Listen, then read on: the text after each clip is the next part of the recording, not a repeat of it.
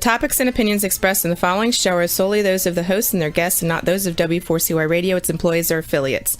We make no recommendations or endorsements for radio show programs, services, or products mentioned on air or on our web. No liability, explicit or implied, shall be extended to W4CY Radio, its employees, or affiliates.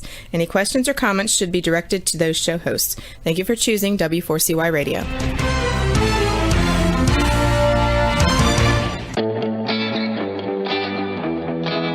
Are you ready to take a journey?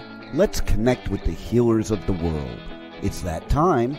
It's time for the Language of Healing on W4CY Radio and Talk4 TV. Now here's your host, Emotional Wisdom Training Specialist Nicole Fortin.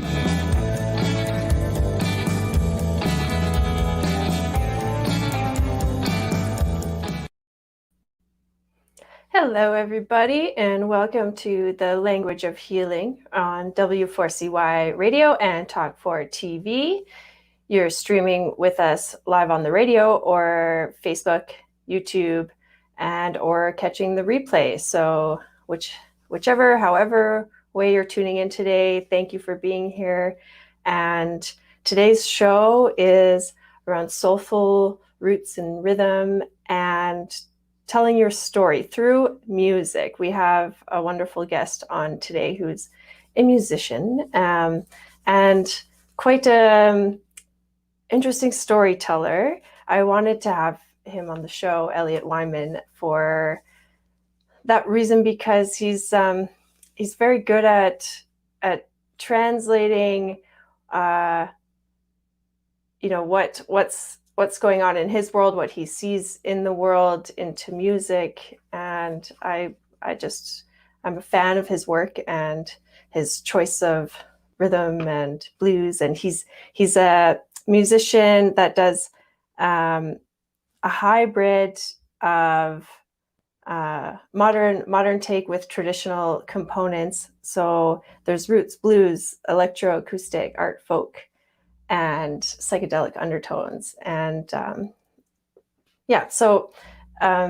but today we're talking about really telling your story, and I want to have him share a little bit about his story because it's very interesting, and just how we can support each other in making difficult decisions, taking the leap, trying new things, just getting out there, putting yourself out there.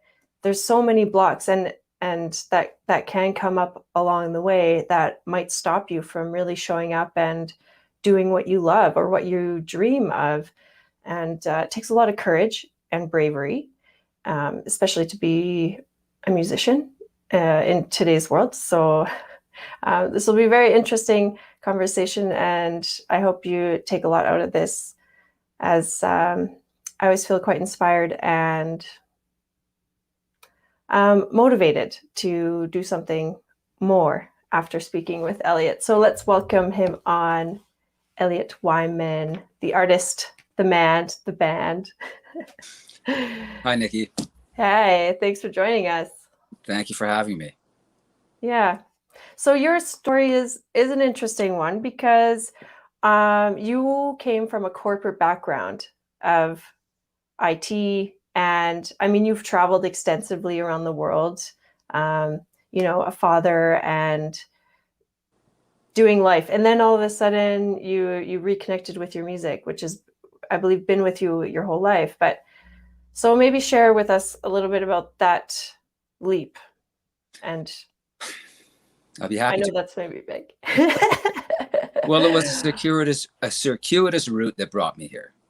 And I did start music at an early age, living in the States, in Oakland, California. And they start you in the band program in grade 3.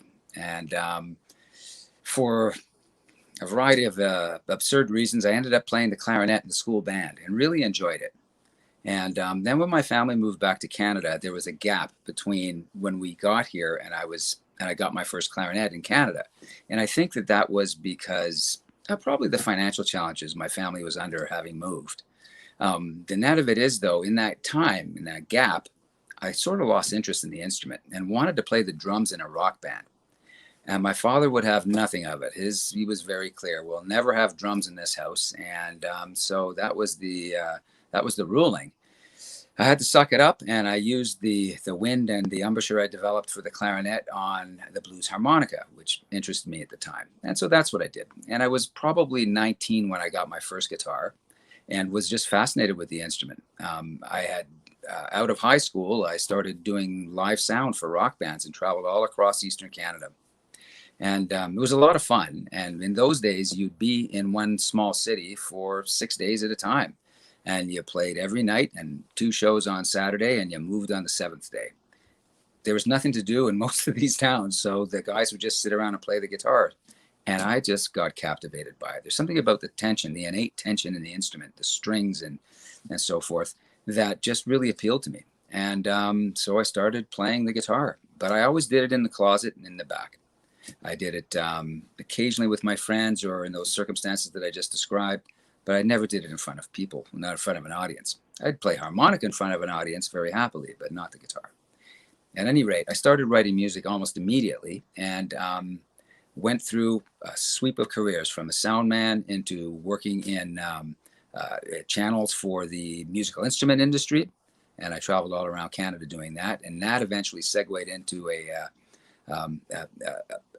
life where I developed a line of data storage products for the burgeoning digital audio and video industries. And at the time, it was a black art. It was magic that people could do this. But, you know, the technical people that I had come into contact with and my own experience in musical equipment brought it all together. And I ended up traveling the world for them, opening up distribution and working with some really top-notch people. Names, I won't drop any names, but names that you'd really recognize, at least from that time period. Anyway, that segued me into the computer industry, and I did have a 12-year career in IT, working for big companies, Apple, IBM, HP, and thoroughly enjoyed the music. But when that whole world lost its appeal for me, and part of it was that the sort of work I was doing was taking me away from home. I had 2 small daughters. I was spending sometimes 50, 60 hours a week away, very often in airports. And I decided that I just didn't want to meet them when they were 20. I wanted to see them grow up. So I stayed around home and took different jobs in consulting and IT that would keep me close to home. But I had been writing all this music, and for some reason, in 2009, I just felt this compulsion to inflict them on the world. And that's what I did. So I just didn't know any musicians in town. I just grabbed my acoustic guitar and went to the first open mic I could find, and bloodied my nose on those stages. But the interesting thing is, I was quite mature at the time. Most of the people who were at the same stage in their musical development were the age of my children. So it was really incongruous that I would be this newbie with gray hair and all this experience, technical experience in the background that I'd amassed through working with data storage products and working with digital audio and working as a sound man. So it was a pretty interesting route that got me here. Some people have thought, well, you're pretty foolish to be starting to write and play music publicly at your age. But I just couldn't seem to do anything else. So that's why I'm here. I hope I wasn't too long. No, not at all. Well, it's funny that you started with the wind instruments, the long-winded.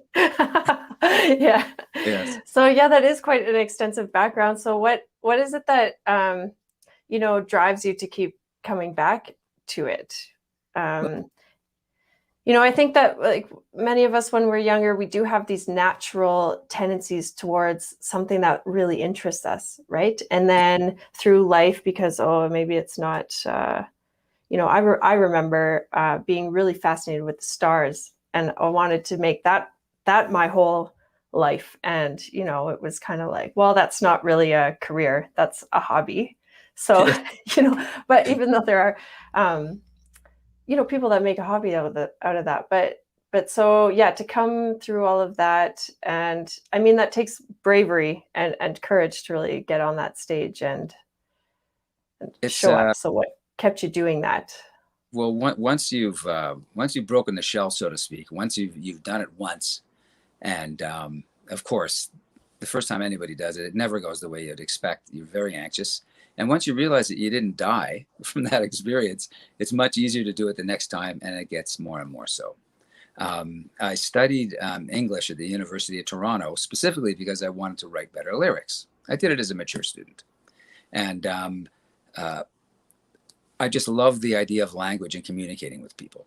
And one of the central themes in my music, even though it's not overt, is to connect people and to let people out there realize that they're not alone by illustrating slices of life to them, so they can see maybe themselves mirrored in it, or at least recognize that other people have similar thoughts, and to build a bit of a community in that fashion. And I'm really gratified whenever I get the opportunity to do so.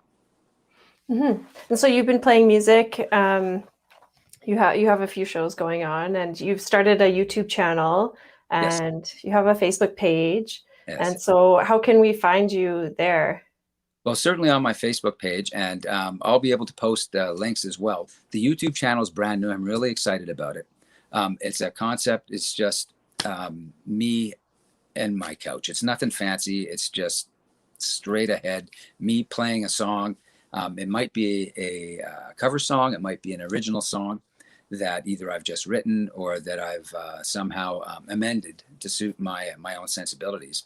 And I should say that it's almost impossible for me to learn a song that I don't love, that I'm not emotionally involved with. So music for me is a very emotional thing. It's not a technical thing. I'm not doing math while I'm doing it. I mean, of course, I employ all of the techniques and technology that that theory can bring, but I very often do that after I've captured the original essence of it, the original feeling of it. And to be able to do that in front of other people, for other people, and have them connect with you is such a privilege, and it's just such a beautiful thing.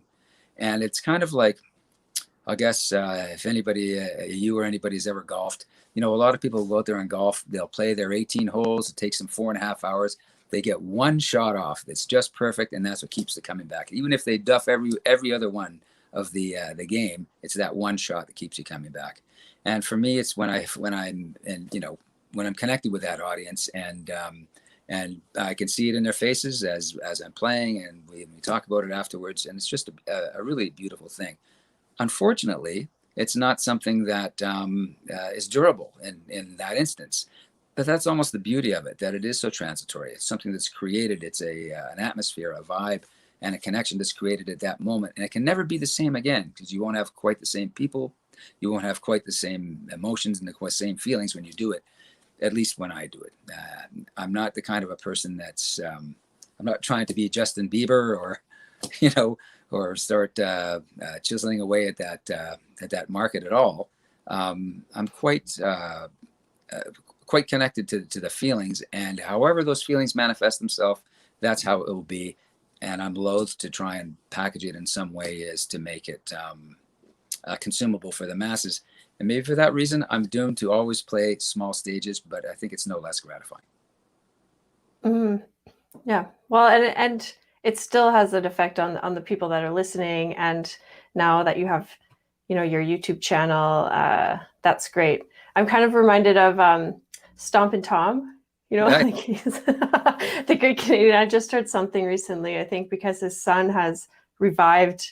Maybe there's a new book or something about him, but it was like his idea was that, just do it as raw as possible, as like in the one take, because you are in the moment and you are producing it. And there's that, like it doesn't have to be perfection, Yeah. Well, I think that all artists are probably their worst critics. And one of the songs that I've written is on the theme: is it ever finished? Is your song ever finished? You can always change the chorus. You could always change the key. You could always do something a little bit different, play it at a different tempo. So when do you say it's actually finished? And so I think that's a pretty wonderful thing about music in this live performance perspective, because it's not crystallized. It's not on a canvas. It can be changed, and it can be different every time. And I've got a couple of songs with a few different versions of them, and that are diametrically opposed, absolutely different. One might be a jaunty sort of rock type number, and the other one might be a slower, soulful bluesy type number, but it's the same song. It's just how it's presented. And again, that's such a beautiful thing. Since 2010, I've played over 1,000 paid shows around the city, and a few outside of the city, as far as Toronto and back. The truth of the matter is, every one of those was a wonderful experience and a beautiful thing in of its own. And when I meet people who said, "Oh, I saw you play 5 years ago, 7 years ago," and it was just a wonderful thing. Sometimes I don't even remember the show, but I can see in their eyes that there was that connection. And when they recognize me, I always feel great. I feel bad that I don't recognize them, but then I see literally hundreds of people each day, so it's hard to do that. Mm-hmm. So what kept you busy, when things were locked down, and now you're living a life out of lockdown and able to play again? Hopefully. So, yeah. for the foreseeable future, hopefully. Well, it was interesting for me to note that when a lockdown first came about, I realized that my lifestyle didn't change so much. I'm a little embarrassed to admit that, but I really lead a pretty Spartan existence, simply because I have a simple life, and the things that I value really don't come with a receipt. All of the most valuable things in my life, if I were to take a tally right now, I would recognize that, I'll tell you, every one of the most important moments did not come with a receipt. There's nothing that has any commercial value or material value that I could say that I actually cherish. So that's been a very good lesson. And then being ostracized or isolated all by myself, like everyone else was during the first lockdown, that was pretty interesting. The net of it was half a dozen new songs came out of that period, which is a wonderful thing. I guess when you get inside your own head, it can work out pretty well. But when I reflect on that time and the enormous release of energy that happened when I don't know if you guys remember, when that first lockdown in Calgary ended, I mean, people just spilled out into the streets, and there was beautiful, I don't want to say pandemonium, but just a communing of souls and people looking at each other's faces. And it was just a wonderful, wonderful thing to experience after, months of hunkering down inside and going out in fear, all masked up and avoiding each other. Do you remember, like, you'd go out for a walk or something and people would give like the widest berth around like across the street, so you weren't anywhere near each other? Yeah. I think it's contrary to our very nature. I mean, we're a social group of people, and we take so many cues from people's faces, and to not be able to see their faces, I think it was a real challenge and stressful for everybody, even though they might not articulate it that way. And that theme shows up in some of my music as well, too. Mm-hmm. So we're talking about, and this is the language of healing, and I am a very I'm keen on language. Like from the sound perspective, what vibration you're saying with the words or the language, but also the, what you were saying and what you were trying to communicate and express. And I just find you have to have such clarity and purpose with what you're trying to convey in your message. And I think it's really, I admire the songwriting, because it's, it's a story with music, it's very moving. And so maybe what comes to mind for you, maybe like a lyric or a message that might be a theme throughout your music. Like I said, there is a theme throughout, though it's not overt. And it's not that I did that necessarily by design, but at the end of the day, I wanted the page of my offering to be greater than the sum of its parts. And I always enjoyed most in literature when I experienced a piece, that the full weight of it didn't come to me until I'd read the entire book, and at the end of it could actually reflect. And I would liken in the case of music, I wouldn't consider a single piece of music, a single song, in my case, to be a book, but maybe a chapter or even half a chapter in the book of my work. And You brought up a very interesting point about sound and the idea of how sound affects humans, how it affects us without a story. Just the sound of itself is very powerful and can bring out so many emotions. There's a great book called "This Is Your Brain on Music," wherein they looked at subjects at the time it was brand new technology, MRA technology, to actually see what areas of the brain were stimulated by various components of music. And it's remarkable. There's very few other things that can stimulate as many parts of the brain as music can. I mean, rhythm is a different part of the brain that we associate, that we manage that with. The melody, of course, is very important. The timbre of songs, the counterpoint, the tempo, all of these things have an impact. So I try to write holistically in a way that incorporates all of those things together, rather than simply having prose set to music. It's not that at all. It's everything's together. I don't know if anybody would discern that aspect of things, but I think that at least a portion of the enjoyment that people might get from listening to my music would come from all of those elements working together. So it's a delicate balance and a little bit of a dance, and that's why each one is almost like a canvas rather than a novel. And hopefully, the entirety of my work will be a novel. Right.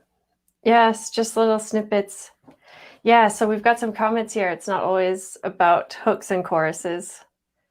Right? Well, that's true. And to write for a commercial market, there's formulas you can follow. And I've been on songwriting courses, and that's basically what they tell you is, I don't want to, burst anybody's bubble, but they basically says, find what's selling today and do that. And, do that in your little way. And if it's special and unique, people might go to it. And that is one way to move forward, but that's not what I did this for. And that's not what I started, what drew me to it in the first place. I didn't know any cover songs other than the ones I grew up with as a teenager until people started offering me money to play them in venues. And well, of course, that was a joyous thing to behold. So each one doesn't, I've got a few that are a little bit formulaic. You might recognize the genre right away, but most of them are a little bit strange. And whenever I play them with people for the first time, other musicians there, every time they get a little bit comfortable, they have to sort of wake up, because there's always a little left turn here. And I always try to illustrate that before we get started. But that's my evidence that you can't just go to sleep and have it running in the background. You need to pay attention. Right. And you're capturing, that's what's great about your work, is you're really about the essence. You said it before. It's more of the essence of the music and the message and the what's trying to be conveyed from the moment. Right. And so formulas, I think, are great. I mean, but I see it too in the medical world. It's like textbook doesn't always mean that that's the way it is. There's another part, another component that goes on it. Precisely. Going on a journey with music, Rachel says, yes. Yeah, so true. It carries us through so many times. And Rachel also mentioned that music is therapy. And that can be broken down into so many aspects. It's so true. It's absolutely. One of my favorite humans on the planet just left to Vancouver, a phenomenal musician, a master of percussion here in Calgary. And he's now studying for music therapy. Now, it brings up a very interesting point as well, that music means different things to so many different people. And for some people, any sound might be considered music, whether it's a natural sound, whether it's a man-made sound, it doesn't matter. For other people, there's certain requirements. One of the fundamental things that people think about is melody and rhythm. And if you have a melody and a rhythm, generally you have what could be considered music.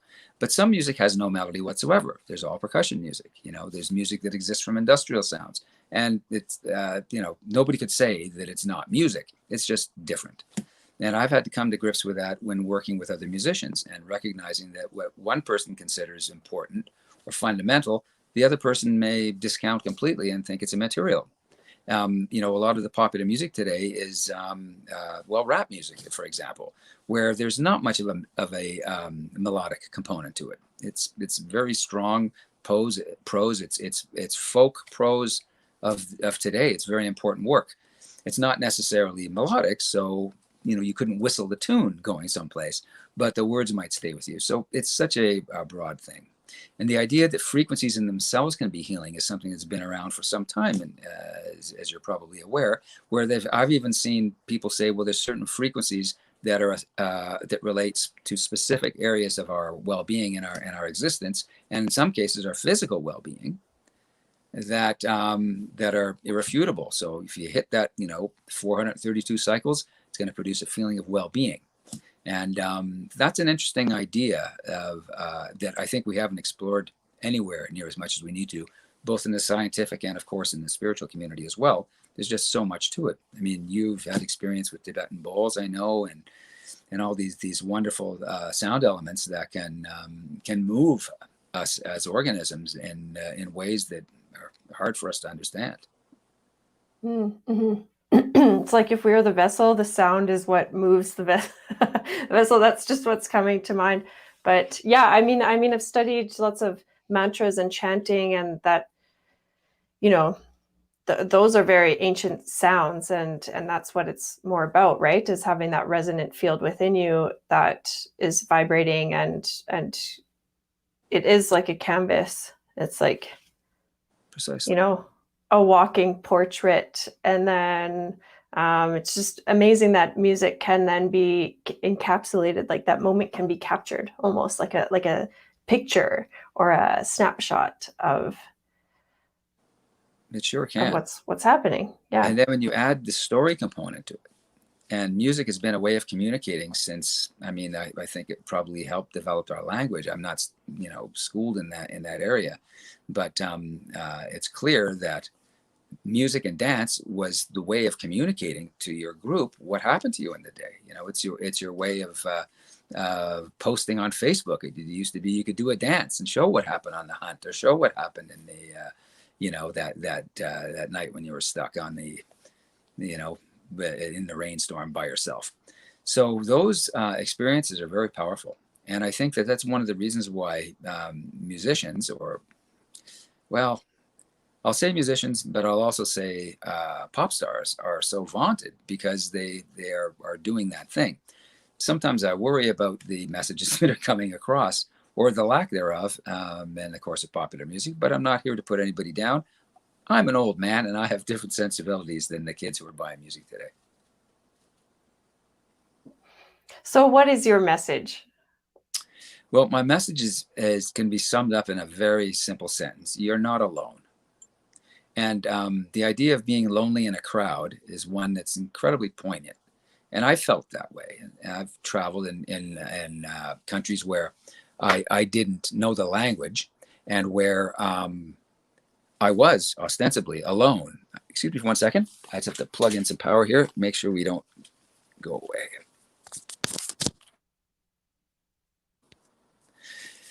So the idea that you can be alone in a crowd, and I've met some people that have just some very dark times, and feeling like they're alone in the crowd, and then just understanding that someone else can feel those same feelings and still be okay.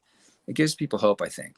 So that's the fundamental idea of the thing, just to join people together. And I try to bring forward the I'll say slices of life.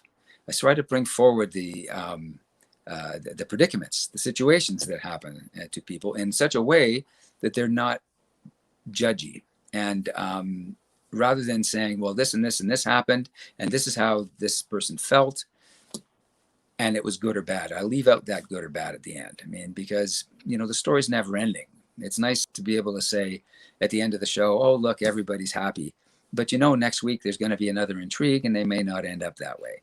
And so I try to leave that open, so people can make their own, bring their own sensibilities to it as well, too. Mm-hmm. Mm-hmm. I hope that made sense. Yeah, definitely. I mean, I get from that is that, well, we're not alone, of course, and that things are always transitory. Things are always moving and shifting. And okay, I was actually thinking of this, something you said earlier, about, well, what came to mind was, say, for example, I think it's Mozart that has music that hits so many different ranges, right? Or the extremes, because there's so many tones and sounds that different languages express. So, I don't know the exact science behind it, but when we're very young, we can absorb more languages because we can hear all of the different ranges and the pitches and the tones, and that formulate languages. So if we're trained to speak a certain language, we might just miss out on some of those tones. And there was some research that I believe it was Mozart and Gregorian chanting that helped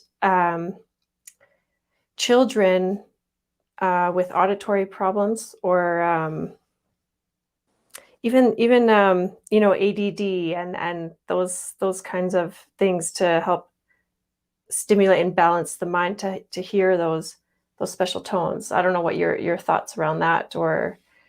Well, I would say yes. I mean, absolutely. When you look at the original classical composers, they worked on a theme and exploring a theme, and each movement or each piece or each work would have a theme or a series of themes, and they would explore them musically. And what if you look at them, they'll take that one note theme, maybe it's 4 or 5 notes even, and then you'll hear it repeated and again and again and again, but each time it's a little bit different. And that forces us to make those discernments, and when we're paying attention, and it's incredibly lush and gratifying to the ear and to the soul to hear that. And there's been a lot of talk that students who study with classical music or jazz music tend to do better than those who are studying to other types of music, simply because it engages and opens up their mind. Now, I don't know much about the science about that, but I'll reference again that book, and I can't remember the name of the author. I want to say Zimmerman, but I could be wrong. And a lot of the research was carried out actually in Montreal, so there's a big Canadian content. But they really got into some details on how these things might affect people. The idea that just the tempo of a song can change people's. We've seen insects behave differently when faced with different types of music. We've seen plants grow differently when faced with different types of music.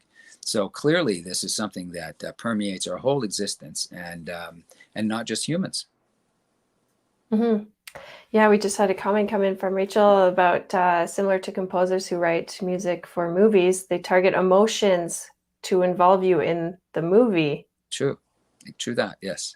And movie soundtracks are fascinating, the way they do that, and the way they'll use music to change scenes, to change emotions, to get you ready for something that's going to happen, to enhance the experience. And because at the end of the day, a movie is an emotional experience, and the best ones are done so artfully that you don't notice, but there's a ton of manipulation going on in there about the audience. Right. There is a formula almost to how to engage an audience. I listen to a lot of movies and TV shows with closed captioning on, and it's always funny when they describe the kind of music that's playing, like foreboding music or inspiring music. Yes, it's true. So they're taking you on a journey. That is the journey, and the therapy of healing, or of music. It would be so flat without it. And music permeates our lives. It's everywhere. It's on television. It's in the background music at the grocery store. It's hard to go any place that you don't actually hear some music. It's gotten to the point, though, where in many cases it's taken for granted. And so there's very little thought that goes into what it took to produce that music. And in some cases, it was nothing. Now it's with all the electronic capabilities, it's very easy to produce a piece of music if you have no musical sensibilities whatsoever. And it's not to say that it's going to necessarily resonate with anybody else, but it's simple enough to do. But all of that, grand as it is, and wonderful as it is to experience, you're still captivated by that one guy playing his violin on the street corner all by himself, just right there in front of you. It's a remarkable experience. So I hope we never become numb to that or desensitized to the beauty of that. Yeah, true. The live music. I know that's something I missed tremendously throughout the lockdowns, and because that is such a big part of my life. I just like to. It is therapy. You know, you go and you listen and you dance and you move your body, and through that movement creates more movement. And I truly believe it's a key to our health and well-being to be in that music. But you brought up a good point about, or something that made me think of, you know, we're so connected with music. We have it all around us. It's everywhere. But to really take a moment to have nothing, so something can come through. That's really quite authentic. You know, if you're talking about writing your own music, how do you clear that space or create that space where it's, you know, your message and your truth and your authenticity, your motive that's coming through? Do you have any tips or, you know, a set routine or something that helps you get there? I'll say this. I'm not very pragmatic in how I go about it.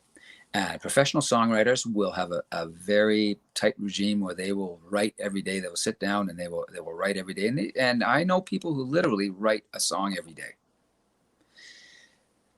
It's not the way I go about it, and it's not to say that I know better than them. As a matter of fact, I probably know less than them. I just don't see it as that sort of an endeavor. For me, a song comes about with an idea, and I may get the idea and not be able to articulate it, but I'll still have that idea or that vision or that experience in my mind, and I'll carry it with me for some time before it develops into something tangible that I can scribble out a couple of words, or sometimes it comes out in music first. And it may be when I'm just sitting down and I have this feeling and I'm just playing my guitar and something pops out. Now, it's not to say that it's happenstance. I believe it's very intentional, maybe even predetermined, that I would come up with something to suit those things. It's just the way my process works. Maybe that's why I don't have 500 songs. I only have 60. You know, it's a different. I know people my age that have hundreds and hundreds of songs. You know, it's remarkable, and they keep coming all the time. But the idea that something has to happen to trigger that, whether it's within me or without me, is, I think, pretty important. And sometimes it's something that I see in the news. Sometimes it's something that I experience during the day. Very often I'll just be sitting in a social setting or just someplace and hear the conversations going on, and just the meter of them, the banter of it, and then sometimes the content just all comes together, and it's beautiful. It's the most beautiful prose that anybody could ever write, and it just popped out of this fella's mouth sitting at the bar or in line at the grocery store, and those are the moments that I just go, oh man. And I get out my phone and I immediately capture that in my little note-taking application, and that's what I do, and on it goes. And then later on, I might be sitting down with an instrument or just sitting down and writing out some lyric and going through all my notes and realizing that, wow, these 3 or 4 ideas actually are related, and they're related in this way. And I make those connections, and then that might be the basis for the contrast that's going to make up the song, or the foil to make up the song. The old vault, yeah. Yes. Well, yeah. Thanks, Rachel. It's so true. It's like, the black book of everything, right? The vault has all these ideas. Well, it's a good practice to do something like that. I don't journal per se, but I do capture my thoughts as they come down. Sometimes it'll be when I'm driving down the road, and sometimes it'll be when I'm, walking someplace or working on something else altogether, and it frees up that part of my brain, and then the idea gets formulated. And when it becomes a song, and some people will come after and say, oh, I really like that song. I really like something about that song. And it resonated with them, but it might not be the thing that resonated with me. And that's the thing that I found amazing, is to talk to people. And when I'm given the chance, somebody says, well, I really enjoyed that song. I really would love to understand how so. You don't want to put people on the spot and ask them that question, at that moment. It's not necessarily the right time to do it. But I always wonder how it is. And sometimes when I find out, I'm surprised that it had nothing to do with what I originally had, that they brought their whole meaning to it. But somehow, because it was a true story, and because it came from things that actually happened, they're not made up for sensationalism. Every word there, every comma there comes from the earth, and from something, some interaction with another human or another force. And that's genuine. And I think when those components are there, that people will always recognize it as reality, rather than something that's how can I put it? Something that's painted on veneer. It's not, it's easy to dress things up, but at the end of the day, you need that kernel of truth inside to make it work. Yeah, you can dress up a turd. That's for sure. Well, there's some songs out there that even I like, and I might enjoy dancing to them or something, and I'm going, there's nothing to this at all. But there's something about it that just gets me going, and I'll celebrate that as much as the next guy. But I won't exclude anything else. I won't have that being exclusive. It's I try to stay open as much as I can. I like that. That must be an interesting experience to receive that feedback from somebody that they really connected with your song in this certain way, because those genuine truth nuggets, or those real moments that people do relate to, are coming at it from their own experience. And, some things, I don't know. I think it's interesting too. You studied English as a major or minor. I can't remember what you said, but I always struggled with English class, because, you were to interpret this story or this song or this, and it was like, well, but, what I take away from that could be very different than where the author was coming from. And it still connects. I don't know. I always struggled with that a little bit. Do we need to capture the essence of where the author's coming from, or are we and this brings in all of our feelings, thoughts, beliefs that we've created over our past experiences. Yes, absolutely. And then if you look at literature from a long time ago and you read it with today's sensibilities, it means something very different. The language doesn't necessarily mean the same thing. And without the context of the times, or the context of what's happened. One of the times this has happened with one of my pieces was I've had many people come to me and say, I know that person because that's me. And then I had other people come up to me and say, I know that person, it's that person over there. So some people will bring it, right into themselves and see themselves reflected in it. Some people may see somebody else reflected in it. Somebody may see it relate to something that had, nothing to do with what I was thinking about when I wrote it, but those words, the story was true, and therefore it sat there, and it's still always open to interpretation. The idea that you can use rhyme schemes and punctuation and things to emphasize certain ideas and certain parts of your song is very powerful, and that's something that I learned in school. I don't necessarily employ it in a meticulous, fastidious, theoretical way. But those lessons, you can't, once you have that information, you can't unknow it. And so therefore it does come into play. So it's a very, very, very, very interesting whole process for me. I just wish that there would be more venues or more ways that people could enjoy original music. Very often it seems that vice has become the patron of the arts, Nikki. And so most of the places where you'll find live music, there's also, drinking and various other activities going on, and people go there for that whole experience. It doesn't necessarily mean that has to be that way, and sometimes the music in of itself is enough. When people are going to be entertained in other ways, to meet people of the opposite sex or to hang with their friends and converse with their friends, but they're not necessarily listening to the music in the area. It's in there in the background. And you may see people, oh, I love this song, and they'll hum along for a couple of bars and then go back to their conversation. And that doesn't happen if you're in a venue and you've never heard any of the music before. So it's just a little bit, strange. So I'm hoping that people will appreciate it more and more, and we'll see, more shows like this that are exploring all ways of communicating, and more things in regular venues that people can go to hear something new and actually, listen, not from a narcissistic perspective, just to share. So you're talking about your original music, the ones, and of course, because we're so entrained to hear these cover songs, and we have all that past experience. Exposure is everything for an artist. Yes, and often it's like the hurdle, because there's that visibility piece or the critical piece. What if you play all of your original music and nobody gives a shit? Yep. Nobody turns their head. It's like.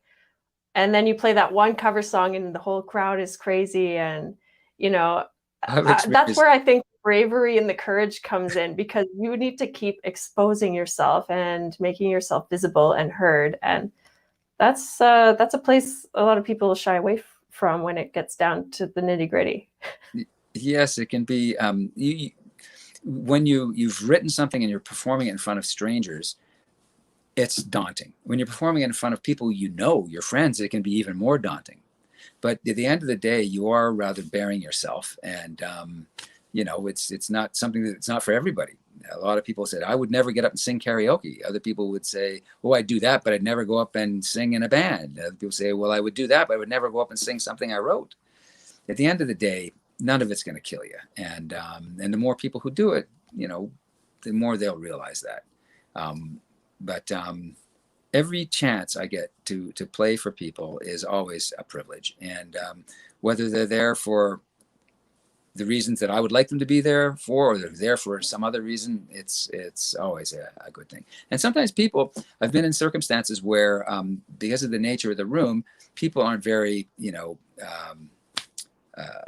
responsive. They're busy with whatever they're doing, but you do your thing.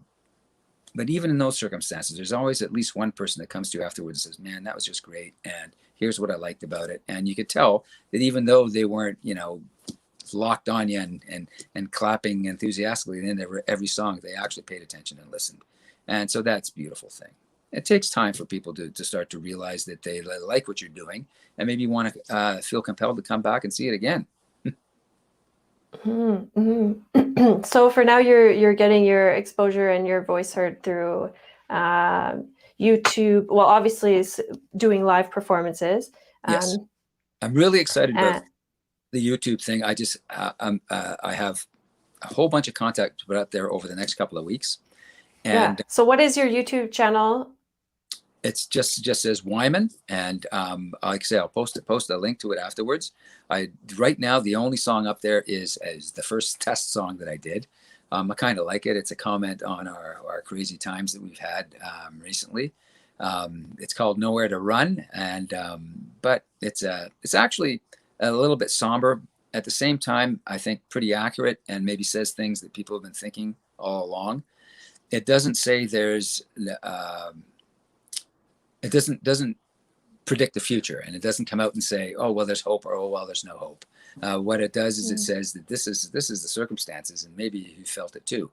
And I think that's a good place to start anyway. I'm not here to provide prescriptions for society. I don't know that I'm qualified or can do that, but I think by at least recognizing our behavior and seeing how it affects us, one another, we can start to behave more responsibly and broaden our perspectives. There's so much division going on right now amongst people, and who were, neighbors and friends a year and a half ago, and now they've got such different ideas on certain things that they're just not happy with one another, and that's such a shame, because we're all the same under the skin.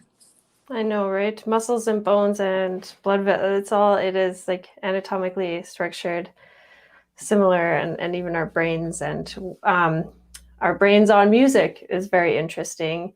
And I like that you say it's, your music isn't necessarily presenting a solution or a perspective, like a good or bad outcome. It's just almost this reality check, or having an awareness of what actually is happening around us and coming to a place of acceptance. And I think music really supports that place of acceptance because it keeps things moving and open, and it's an outlet to have that those frequencies move in you, and letting that out brings room for more, and therefore new inspirations and new motivations, new ideas that are creative and move us forward, instead of being stuck in that resistance or the denial or anything like that. So that it's okay to just be, and that you don't have to. I'm not trying to impose my opinions on people. I think there's enough of that going on in the world like this. I'm just trying to say, okay, well, we're all in this together, and here's what happened one day, and what do you think about that? And and maybe they'll come up with some new perspectives or some new ways to frame some ideas that might help them and make sense in that way. It's indirect, but it's important. And I suppose there's a therapeutic element as well in it for me to be able to get these ideas succinct, so I might share them with another person. That's sometimes we have all the same ideas, but just not everybody can articulate them. Yeah, it's true. So you have a real gift. So anyone listening, thanks for tuning in and watching, and thanks to our guest, Elliot Wyman. So you can find him and more of his music. Thank you so much, Rachel, for being here with us and really engaging with us here today. It's great conversation. So Wyman, Wyman. Yes, and I'll post on the on your site later on the exact link. Okay, sounds great. Thanks so much for joining us today. Our time has run out. It was great to talk with you. Hope you have a great weekend and all the best with your music. I will hear you soon. Thanks, Nikki. Keep up the great work. Thank you for doing this. Yeah, thank you. And for our listeners, we'll leave you with a question of what will you take from today's conversation that will support you for the rest of your life? Wow, what a show today, and the journey does not stop here. Come travel the world with Nicole every Friday at 1 p.m. Eastern Time as together we become more fluent in the language of healing on W4CY Radio and Talk 4 TV. See you next week.